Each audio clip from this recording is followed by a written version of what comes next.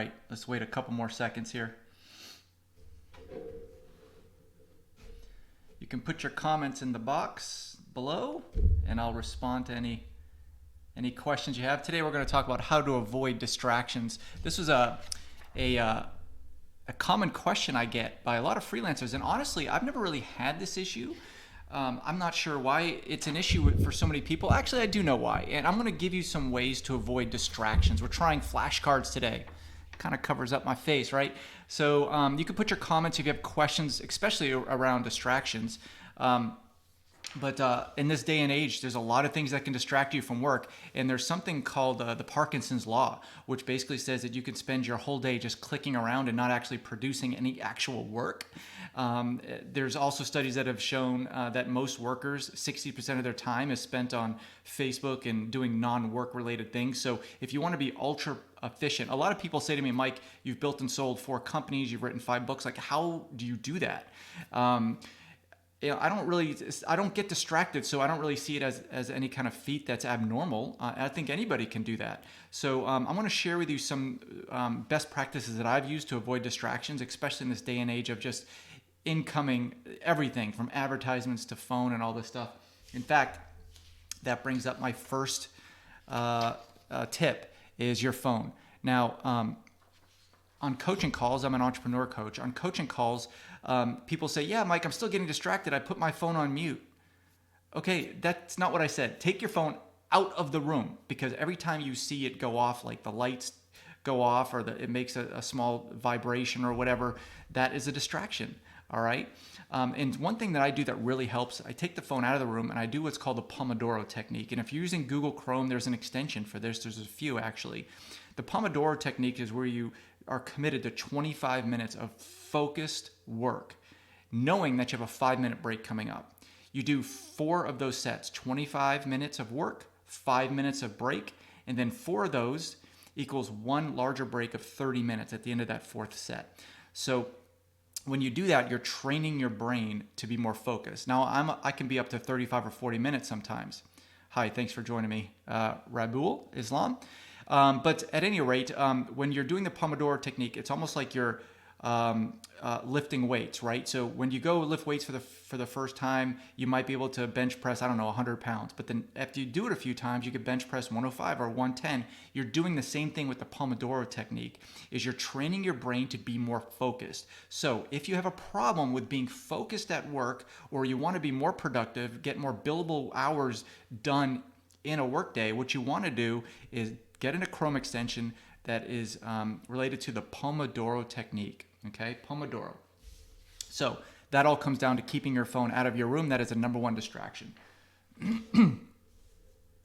Number 2, break time. Take breaks.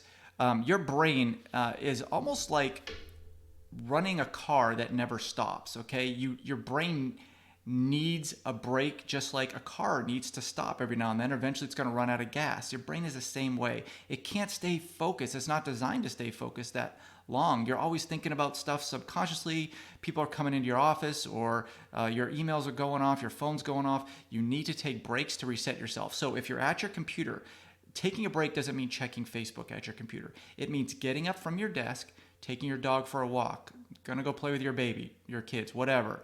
That is a break, a mental break. Believe me, that is not lost time. That is gained time. You're making an investment in your time when you do that. So that's tip number 2, is break time. Okay, again, we're talking about, for those of you who are just joining us, we're talking about how to avoid distractions at work. Here's another one, no background noise. All right, no background noise. A lot of people, including my wife, like to listen to music on their headsets when they work.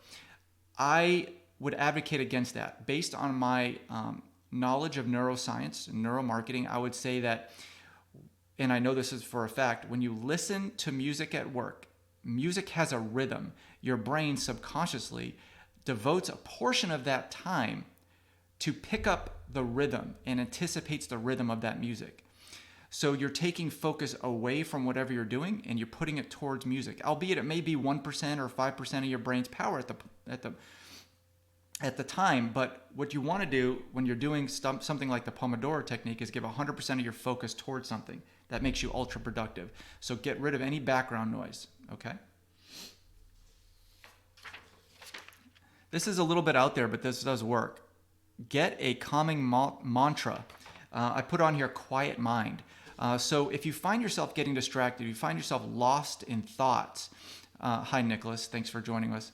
And yes, I'll get with you, Nicholas, in just a second about that. That's a good question, actually. We're going back. Nicholas has a good question about the focus of the music. But talking about quiet mind, the common mantra, quiet mind, and just anything really works. Quiet mind, if you say it, it's a trigger to your brain to get you to go back to where you were going. And a lot of times, if you do meditation, you know about this. A lot of times when people are meditating, they get lost in thought of something else. And that's perfectly normal to daydream or to think about something that's coming up or to think about something that just happened to you during the day, previous day. Your brain's always recalling something and foreshadowing or anticipating something coming up. Now, having a mantra like I do, quiet mind, allows me to recenter my focus. Whenever I say that, I go back to exactly what I was doing. So have a mantra like quiet mind that whenever you know you're daydreaming, just say it, boom, and you're back to where you were. Okay. Now, Nicholas, to go back to your question about no background noise, there are a lot of companies out there, not a lot, there are some companies out there that have shown and that will provide you playlists for deep focus music.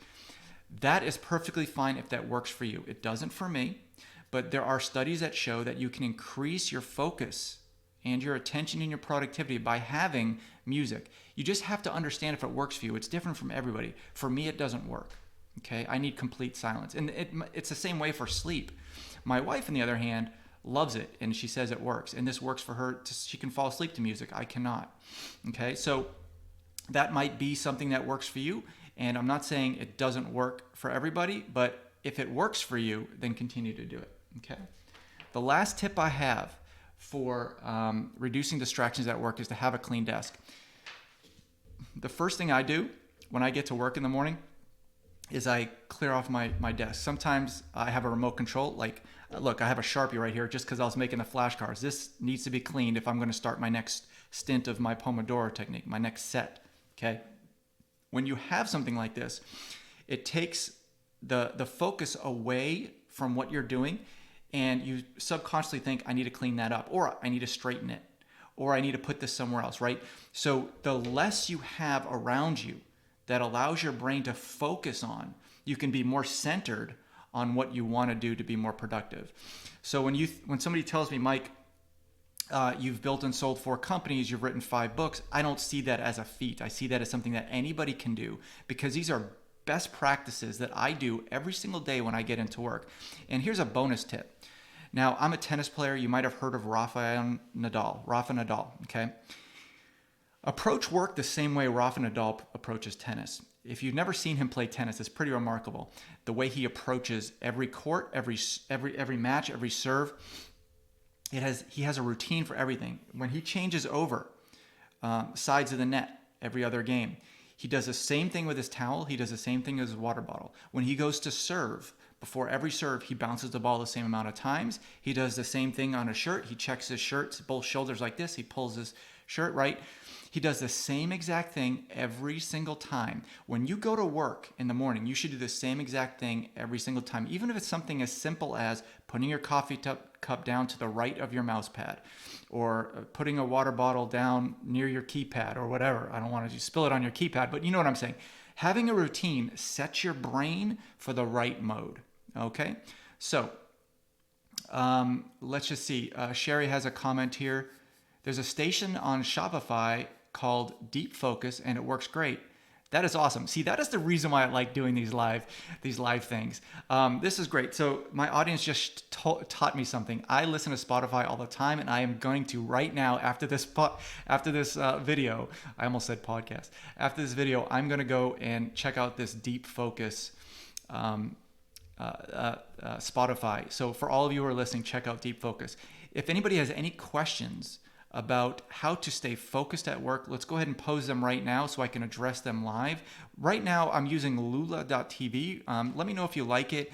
It's something new that allows me to stream. Instead of just streaming individually to YouTube and streaming individually to Instagram and then again to Twitter, I can do it all in one, and then all the chat comes into this one box. It's really quite a cool company. So I don't see any more questions right now, but in the meantime, go to freelancermasterclass.com and subscribe to our newsletter. That's where we put out a newsletter every week about cool things that will help you work from home, make some money, be a great freelancer. And of course, we have our coveted 9-step freelancing course, which will get you from 0 to 6 figures in 90 days. So check that out. In the meantime, thanks so much for joining me, and we'll continue to do these live chats, these